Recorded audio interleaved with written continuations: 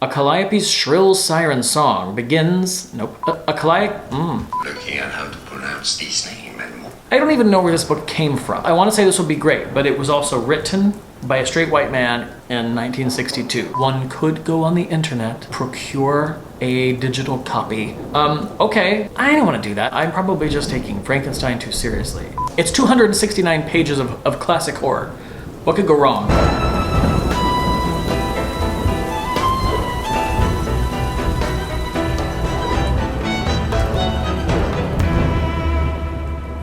Ooh, the thunder rolls at the perfect time. Hello, greetings, and welcome back to Reading in the Dark. My name is Byron, and I read lately. This is gonna be my October TBR.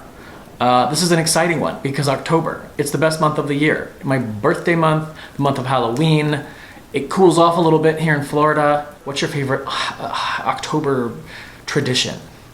Mine, I mean, there are so many. I do love pumpkin cheesecake ice cream by Ben & Jerry's. Decorating the house for Halloween. Throwing a Halloween party. And I love going to the door and giving candy to trick-or-treaters, which I am assuming is gonna happen in this new neighborhood. There are a lot of kids here, so. I have selected a group of books to read in October that amount to 1,300 pages of reading and 26 hours of audiobook. So, it's a lot. And it is usually difficult to accomplish because there are also so many horror movies that I want to watch in October. And I go to Halloween Horror Nights a lot. So I'm gonna do my best with this. I used to say I wouldn't make TBRs because it's so frustrating when you don't achieve what you said you were gonna set out to read. But that's just lame and silly. And so, I mean, who cares? If I don't, I don't. But I think I'm gonna do good. I think I'm gonna do well. I take the number of pages that I'm gonna read now and I divide it by the number of days in the month. And this is like below 50 pages a day. So this should work. Now the 26 hours, we'll see. I'm not sure. Also, I have potentially added another book to this list. So we should probably just get started. The first book I'm gonna read, where's my phone? Found it. So the first book on my list, first book I wanna read because it's just about to come out and it'll be really exciting, is Model Home by Rivers Solomon. Yeah, this book is being released on October 1st. So I have pre-ordered it on my Kindle and at midnight it will show up and I will start reading it. I think it'll be really fun to do that. I've done that before and it's a good time feeling like you're among the first people to read the book. Now obviously some people have early access and I'm not one of those people, but still, this is a fun cover. Green, what a choice. We love green, we love a bold one. Welcome to Rivers Solomon's dark and wondrous, as I said, the vibes are immaculate. Okay, yeah, so this will be my second Rivers Solomon novel. The first one I read was Sorrowland. I gave it 4 stars. I have really good memories of that book, which is one of the reasons that I was like, I will be reading more. Welcome to Rivers Solomon's dark and wondrous Model Home, a new kind of haunted house novel. The 3 Maxwell siblings keep their distance from the lily-white gated enclave outside Dallas where they grew up. When their family moved there, they were the only black family in the neighborhood. The neighbors acted nice enough, but right away, bad things, scary things, the strange and the unexplainable, began to happen in their house. Maybe it was some cosmic trial, a demonic rite of passage into the upper middle class. That's fantastic. Whatever it was, the Maxwells, steered by their formidable mother, stayed put, unwilling to abandon their home, terrors and trauma be damned. As adults, the siblings could finally get away from the horrors of home, leaving their parents all alone in the house. But when news of their parents' death arrives, Ezri is forced to return to Texas with their sisters, Eve and Emmanuel, to reckon with their family's past and present and to find out what happened while they were away. It was not a natural death for their parents, but was it supernatural? Okay, yeah, so cool. So they're going back to the family home to basically find out what happened to mom and investigate the paranormal things that they've known about their whole lives, which is giving me a little bit of a Haunting of Hill House vibe. More, I guess, the show than the book. So I'm super looking forward to this because it's a spooky haunted house novel written by an author that I think is awesome. So that's the first. The second book I'm gonna read is a classic that I have still not ever picked up. We Have Always Lived in the Castle by Shirley Jackson. I have this on a Penguin Classics paperback, so it's nice to have a little mix of Kindle and paper reads. Shirley Jackson's masterpiece, blah, blah, blah, her greatest book. I've heard that before. People like it even better than Hill House, so we'll see, because I love that book. Living in the Blackwood family home with only her sister Constance and her uncle Julien for company, Maricat just wants to preserve their delicate way of life. But ever since Constance was acquitted of murdering the rest of the family, the world isn't leaving the Blackwoods alone. And when Cousin Charles arrives, armed with overtures of friendship and a desperate need to get into the safe, Mara Cat must do everything in her power to protect the remaining family. Interesting. So her sister was acquitted of murdering the rest of the family, and then their cousin shows up and wants to get into the safe. That's not a lot of information, and that's fine. It's Shirley Jackson. I can be whisked away on a cloud of loveliness by Shirley Jackson's words, and I'm looking forward to that happening. That happened during The Haunting of Hill House. There's a section where she's driving towards the house and she stops at a cafe and she just gets like, I don't know, a cup of tea or something. She talks about this cup of stars and I was just transfixed. I couldn't believe the way she was looking at the houses as she drove past them, creating fantasies in her head. The writing was wonderful. So I can't wait to read anything else by Shirley Jackson, and I can't believe that I still haven't. Maybe, hopefully, by the time you see this, I will have read Dark Tales, which is a short story anthology by Shirley Jackson, because that's a September read for me. But as of now, I have not read anything other than The Haunting of Hill House, so this is one that I've been looking forward to for a long time. It's only 146 pages, so it's going to be a great time. All right, and then this has become something of a joke at this point. The Dracula Book of Great Vampire Stories, edited by Leslie Shepard. This is a collection of classic horror stories. It includes Dracula's Guest. It includes Carmilla by Sheridan Le Fanu, which I think partially inspired Dracula. This is a bunch of classic, I'm hoping Gothic, horror novels that are vampire adjacent or specifically about vampires. And I have had this on my TBR now, I don't know how many times. If I have the wherewithal to do so, I will look and I will tell you that I have promised to read this book now that many times. I swear I'm going to do it this time because I'm so tired of not doing it. What I'm going to do is I'm going to pick the book up and have like a story in between every other novel that I'm reading or something, so that I can finally take this off of my list. I don't even know where this book came from. I don't remember buying it. I don't know why I bought it or any of that, but I have owned it ever since I've had this channel pretty much, and I have promised to read it now every fall, and I never do. So I swear to God, I'm gonna do it this time. It's 269 pages of classic horror. What could go wrong? My nose is probably turning very red because I keep being itchy. What is the next book? The next book, Something Wicked This Way Comes by Ray Bradbury, which is a Shakespeare quote. In case you didn't know, it's so pretentious. This has to do with a circus coming to town, I think. Let's see. Cougar and Dark's Pandemonium Shadow Show has come to Greentown, Illinois to destroy every life touched by its strange and sinister mystery. The carnival rolls in sometime after midnight, ushering in Halloween a week early. Two boys will discover the secret of its smoke, mazes, and mirrors. Two friends will soon know all too well the heavy cost of wishes and the stuff of nightmares. Creepy circus shows up overnight. Halloween vibes. I want to say this will be great, but it was also written by a straight white man in 1962, so we'll see. That's a classic too. So we've got a classic in We Have Always Lived in the Castle. Lots of classic stories in the Dracula Book of Great Vampire Stories, and a classic in Something Wicked This Way Comes by Ray Bradbury. Wow, lots of classics. I'm looking forward to it. I've wanted to read it for a long time. It's been on my TBR before. What do other people think? There's a 4-star rating. Amanda Center gave it a 3-star rating. I like her. I think she decided she doesn't love Ray Bradbury. I haven't read him before, so we'll see. Oh, Something Wicked This Way Comes is only 293 pages. I'm doing well. These are lots of like really small things. That's the thing with this TBR. I'm reading 1, 2, 3, 4, 5, 6 short books and then listening to interminable audiobooks. So we'll see. The next book I want to read, which was like the darling of the bookish community like all of last year, I feel, is Mexican Gothic by Silvia Moreno-Garcia. Mexican Gothic. After receiving a frantic letter from her newlywed cousin begging for someone to save her from a mysterious doom, Noemi? I've got to look up how to say this name because it's on here 500 times. The following pronunciation is Shut up. Noemi. Okay.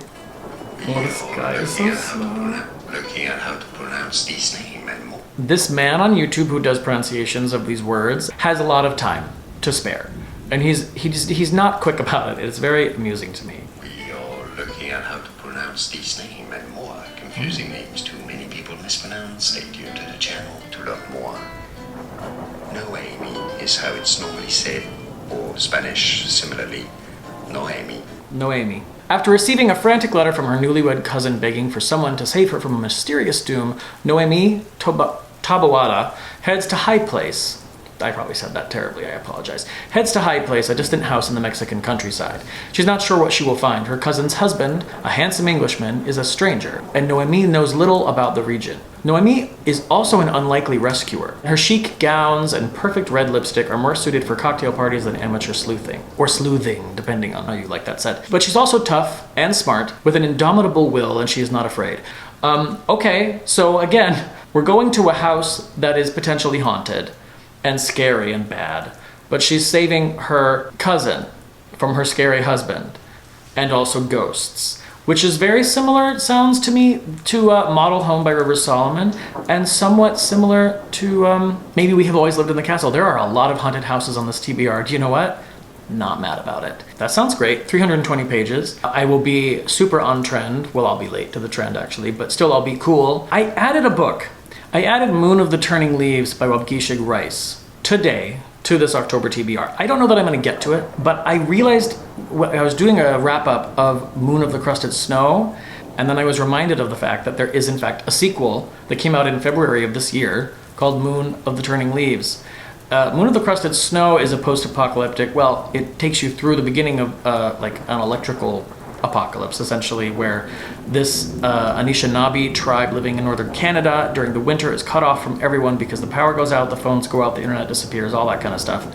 And then an interloper comes to town, and there's a power struggle and whatnot. And then in the sequel, apparently the people from that village are going to move back down south to what was their ancestral home. And also along the way, learn more, I presume, about what happened to cause this apocalypse and whatnot, and encounter dangerous bad people, and it'll be thrillery, exploration-y, and dystopian-y, and just a good time. I loved that book so much, the first one. I gave it 5 stars, so I really want to read the sequel, and it sounds like a fall book. Now, I might just read it in November, and that'd be okay. But it's on this list, tentatively, and we'll see. The next book I'm going to read, which is going to be the last book I read in October, is very exciting. I can't believe this is happening. Halloween by Curtis Richards. Yeah. So the novelization. So this is like a rare thing. So there is a novelization of the John Carpenter movie Halloween from 1978. I think it was published in 1981. So Curtis Richards wrote this novelization from the screenplay of this movie, which, if you've ever read a novelization, it is usually just like a slightly expanded novel version of a movie. It doesn't stray from the plot. But Halloween by Curtis Richards does add some lore behind the magical, can't-be-killed properties of Michael Myers that has to do with ancient Celtic history and stuff. This is not part of the movie, but it is in this novel. There's like a prologue that talks about that. So this book has been out of print for a very long time and is, as a result, super, super difficult to find a copy of. I paid like $120 for a ratty old paperback copy of this book. It is the 8th printing. It's not a first edition. If it were a first edition, it would be like $4,000. I just really, really, really have wanted to read this book. It's probably not great. And it's 168 pages long. So I'm going to read it all on Halloween. Now, in the case of books like this, one could go on the internet and just procure a digital copy of these books and just read them, because it's outrageous to spend $100 on a paperback. But I don't want to do that. And ironically and also unironically, in some ways, Halloween is my favorite film. I just love it. And I, of course, watch it every year on Halloween. I'm obsessed with it. I love the indiness of it. I love the parts that are brilliant. I love the parts that are not brilliant. I love the bad ADR. I love that you can see John Carpenter's cigarette smoke wafting into some of the frames. I love knowing things from the commentary about how the cast painted the house. And I love the way it talks about fear and the boogeyman as like an unstoppable force, because fear can't be killed kind of thing. Michael can't be killed. And because I love the movie so much and I love reading, if anybody should own a copy of that book, it's me, right? So I didn't want to spend a gigantic amount of money on it, but I have wanted to find a copy for years, and I did find this copy for like $120. Now there was shipping involved too, so it ended up being more than that. But I digress. The book is on its way, and I am going to read it. I assume it's not falling apart, and it won't be like dangerous to touch. And if it is, then maybe I'll choose that other route, but I'll have a copy of the book. I'm so excited to read this book, you guys, and I'm so excited to own a copy of it. I need to like find a safe way of displaying it so that it doesn't get damaged. But yeah, Halloween by Curtis Richards, 168 pages. I'ma read it.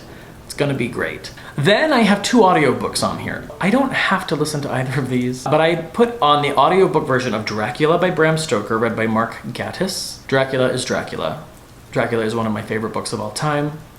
I've read it several times, and I've never listened to an audiobook of it. And the audiobook has a great review, and so I'd like to just experience Dracula again, and maybe in a different format. And it's 17 hours and 33-minute long production, this audiobook. The other audiobook is another one that I've listened to that's a classic, and I just wanted to listen to again because it's so well done, and that's Frankenstein by Mary Shelley, read by Dan Stevens of Downton Abbey fame. He's a great narrator. I love his voice. He's great. And his narration of this book in particular, I think, elevates the material because I love a lot of Frankenstein. I don't love the parts that are written from the perspective of the monster. They seem a little outrageous to me, and they kind of pull me out of things a little bit, like when he's learning German, learning to speak. It is a little eye-rolly for me. Now, I'm probably just taking Frankenstein too seriously. Anyway, the audiobook, though, is so good. I've read this on paper and listened to the audiobook, and I enjoyed the audiobook more. So I put this on here, too. It's an 8-hour and 35-minute audiobook.